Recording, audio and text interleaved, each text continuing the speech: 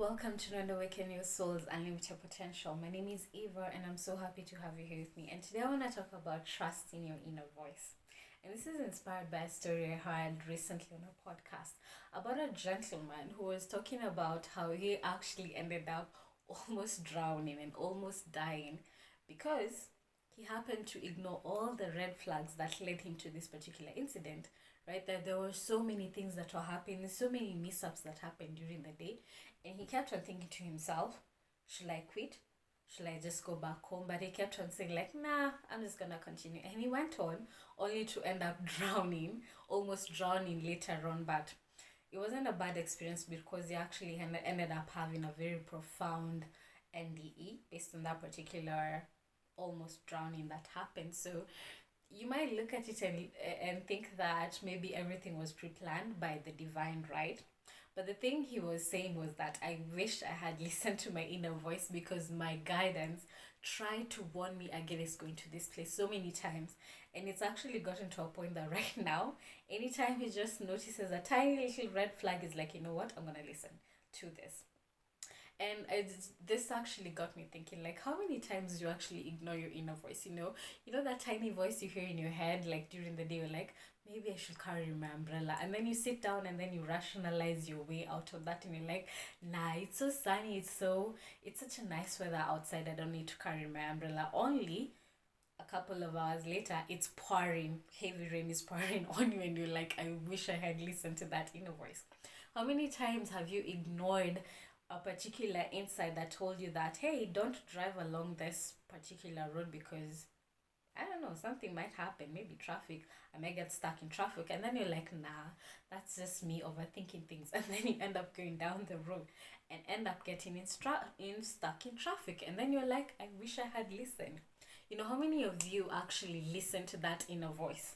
And here's the thing, like, most of us assume that we're not always guided, or most of us assume that we don't have instinct or something, we don't have intuition, but you're always being guided at each and every point.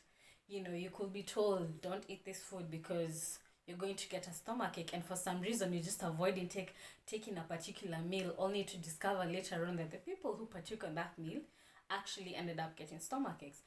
Like, can you imagine how life would become so much easier for a lot of us if we actually did what our inner voice told us?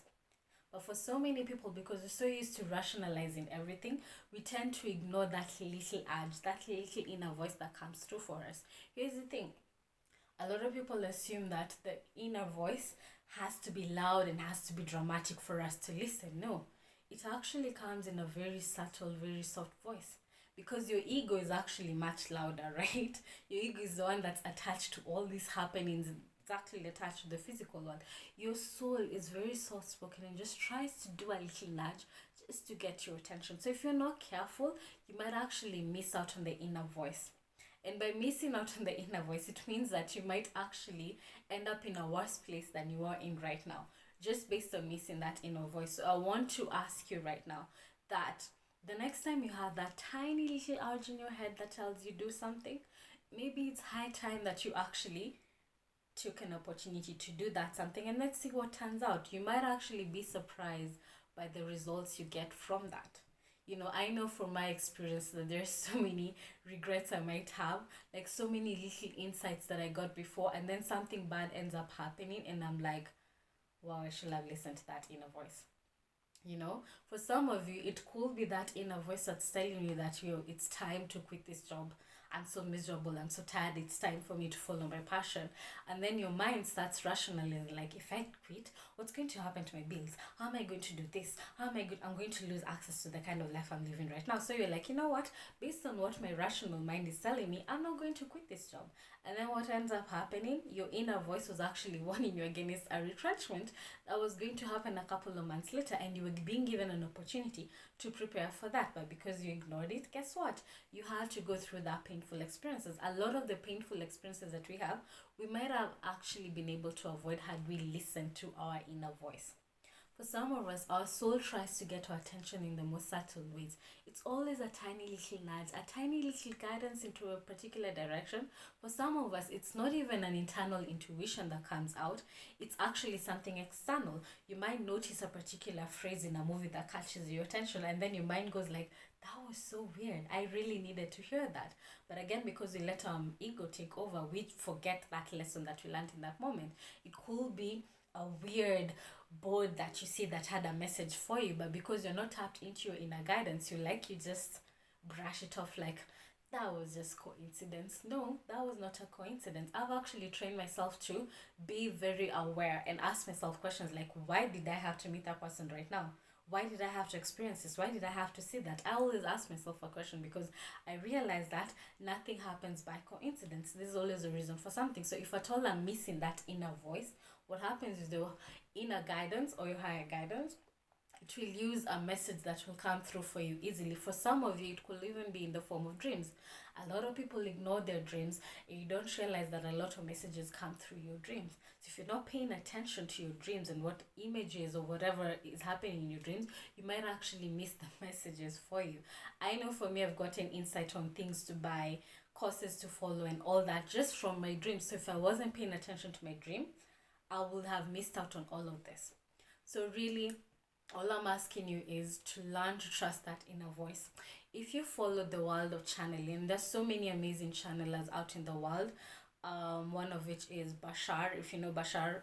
The second one, okay, there's so many. If you Google channelers, you'll find a ton of them. But what channelers normally talk about, because it's very hard to find a distinction between your inner voice, your ego, and whatever is being channeled from the higher beings, from the masters, from the archangel. It's very difficult to have a distinction between these two voices. So if you haven't trained for that, you might actually miss on the actual message that you need to deliver. So what these people have actually trained themselves to do is learn to trust that inner voice. Trust is so essential. For some of us, because of our doubts, because of our fears, we forget to tap into the message that's being delivered to us. Here's a little tip and trick for you. If at all anything that's coming through for you sounds negative, sounds judgmental, wants to shame you, or it basically has a negative connotation towards it, chances are that is your ego.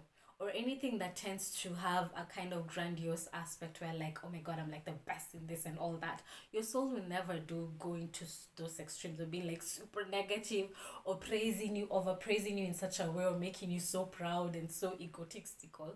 Your soul will never do that. Your soul is very subtle. Your soul is non-judgmental. Your soul is only about love. So that's how you might be able to have a distinction between the two voices. Your ego will always be negative, judgmental, and all that, angry and all that. But your soul will always show you nothing but love. Your higher guidance will only show you nothing but love. Will always come to you in such a gentle, quiet manner and just trying to get you to switch your mindset in a particular way, in a very subtle way, not in a very forceful way. If it's forceful, that's probably your ego. So that's a way that you might be able to tell a distinction. But again, my message to you is that learn to trust that inner voice.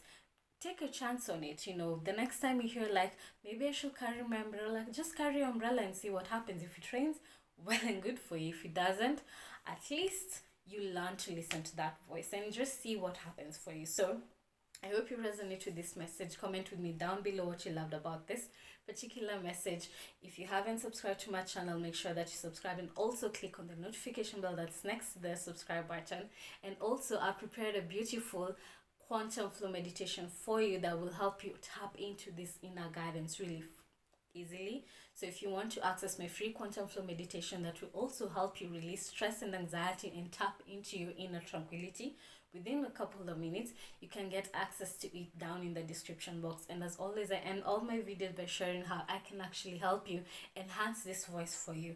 I can actually help you clear all these things that are blocking you from accessing your intuition and tapping also into your emotional and mental well-being. So I do that with two modalities, one of which is based on working with the Akashic Records, which is all about making you aware of who your soul is, what your soul identity is, what your gifts are, who were you created to be, and also helping you identify your soul lessons. What lessons did your soul come here to learn? What negative karma did your soul come here to release based on all the negative choices you've made in your past lives and you're still making currently? Because a lot of the experiences that you're attracting into experience right now are based on who we were in the past. So if you're tired of attracting the same kind of people, the same kind of experiences, learning the same lessons over and over again, and you want to have more awareness so that you can make better choices, and also if you want to heal on an energetic level, heal your blueprint, release all these karmic patterns on an energetic level, you can do that with the soul element reading. If you want to learn more, you can book a discovery call with me down in the description box, and I hope I will get to serve you in this beautiful way. The second modality I do work with is called quantum flow. So quantum flow is all about biohacking your nervous system. So your nervous system has a memory of all the trauma, all the emotional wounds that you've gone through in the past and even currently, and they're all stuck in your nervous system, and you keep on attracting experiences which are a vibrational match to these experiences. So you'll keep on attracting the same people over and over again because your body is sending out that vibration. And what this does is that it blocks the energy flowing from your body. It blocks any kind of intuition coming in because you have all this material blocking the higher guidance from coming through. So you're not actually able to access your inner intuition easily. So if you want to release all this trauma that you've been carrying from your life, if you want to release the stress, the anxiety that we have to deal with on a day-to-day basis, if you're ready to tap into your inner states of well-being, from your physical, mental, spiritual, energetic well-being, if you want to learn more about that, you can book a discovery call with me and ask any question you might have about a quantum flow. And I hope you will book a session with me so that I can also help you release and get your energy flowing again at your physical level. Okay, so again, I'm sending you so much love, and I hope I will see you on the next video. Bye for now.